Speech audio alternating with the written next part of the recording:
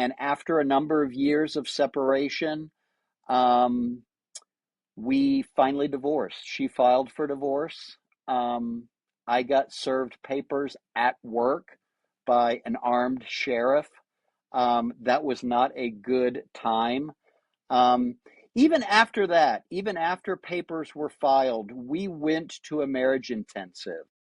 We went there for a couple of days. We didn't stay in the same room together, but I was hopeful Yeah. that this marriage intensive, in fact, it was something that Focus on the Family does. It's called Hope Restored, and it was in Branson, Missouri. And my ex wife and I had a wonderful time at that retreat.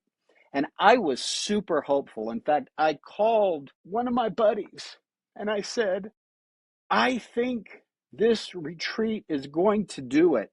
And the last night, she said to me, you know, Glenn, I have no interest whatsoever in reconciling with you. And Tico, it was like, and she had her struggles too. She had her hurts that I caused to her too. I want to own all of that. But when she said that to me that night at that retreat, and we had been getting along so well, and she was enjoyable. We were not intimately involved. She was staying in one room, I was staying in another.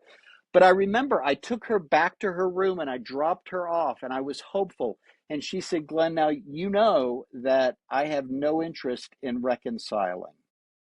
And I pulled up my facade, I held it together, and I said, I understand that. I went back to my room and I don't even know what I felt. I felt Tico, I felt like this was my feelings. It made no sense at the time, but I felt I want to go get in my car and I want to drive east to the Atlantic Ocean and I want to just keep going. Yeah. Like I'm done. I have nothing to live for. I wasn't suicidal, but it was Yeah. just like I want to just disappear. But I knew that that was a not an option and I had to put it together. And I didn't put it together the next day or the next day or the next week or the next month. I put it together over a very, very, very long period of time. And I walked through the divorce. It was surreal. Um, and I would just say, with time, God met me in the midst of that. But it was a long, long time and it was difficult.